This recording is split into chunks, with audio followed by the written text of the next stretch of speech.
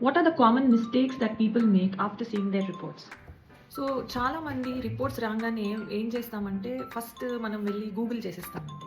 ఇది 95-98% పేషెంట్స్ చేసేది ఫస్ట్ ఇదే. సో, ఇలా చేయడం వల్ల ఏమవుతుందంటే, అది దాని స్టాండర్డ్ మనకి అర్థం కాదు. లైక్ ఇప్పుడు సపోజ్ ఫర్ ఎగ్జాంపుల్ ఒక నార్మల్ రేంజెస్ కోసం మీరు వెతికారు. అది lab to lab normal ranges మారతాయి. అండ్ దాని మెషిన్‌ని బట్టి మారుతుంది. మీ అంటే ఏజ్‌ని బట్టి మారుతుంది. మీ ఫిజియోలాజికల్ కండిషన్‌ని బట్టి మారుతుంది.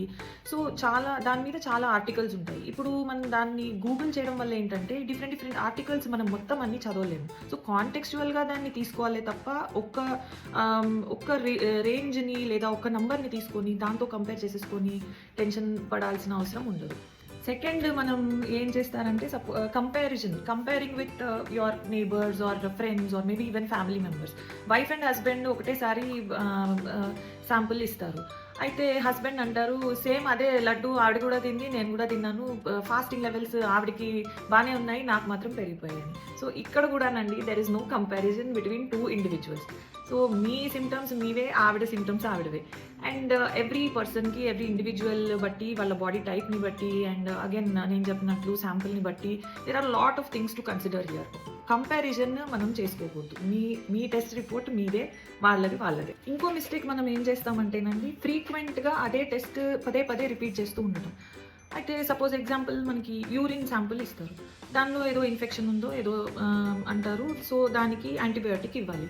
ఇప్పుడు మనం డాక్టర్ దగ్గరికి వెళ్ళడానికి 2-3 రోజులు పడుతుంది. దాని తర్వాత యాంటీబయాటిక్ ఇచ్చి మీరు వాడి దానికి డిపెండింగ్ ఆన్ ద యాంటీబయాటిక్ ఒక 5-7 డేస్ పడుతుంది. దాని తర్వాత తగ్గడానికి కూడా ఎఫెక్ట్ చూపియడానికి కొన్ని రోజులు పడుతుంది. సో, మీరు వెంటనే నేను ట్రీట్మెంట్ స్టార్ట్ చేశాను, నాకు ఇమ్మీడియేట్‌గా రెస్పాన్స్ ఉండాలి అంటే అది కుదరదు. సో, ఒక డాక్టర్ చెప్పిన దాన్ని బట్టి మీరు ఒక 1-2 ఆ యాంటీబయాటిక్‌ని బట్టి, మీ కండిషన్‌ని బట్టి అదొక 1-2 వీక్స్ తర్వాత మీరు మెల్లగా చేయించుకుంటే దానివల్ల ప్రయోజనం ఉంటుంది. లేకపోతే మీకు అదే మళ్ళీ సేమ్ వాల్యూ అది చూపిస్తుంది. సో, రిపీటెడ్ టెస్ట్స్ మనం ఆపుకోవాలి. సో, ల్యాబ్ రిపోర్ట్స్ అనేవి అవి డయాగ్నోస్టిక్ టూల్. అంటే అది డయాగ్నోసిస్‌ని ఒక దారిలోకి తెస్తుంది. So, doctors they use lab test as tools to diagnose your disease. అంతేగాని ఒక ల్యాబ్ వాల్యూ తోటి మీకు ఈ డిసీజ్ ఉంది లేదా ఈ డిజార్డర్ ఉంది అని చెప్పడానికి ఉండదు. It depends on the symptoms. Again it depends on the trend of your reports and also the context. So, కాంటెక్స్ట్‌ని బట్టి మనం దాన్ని అర్థం చేసుకోవాలి తప్ప భయపడే అవసరం లేదు.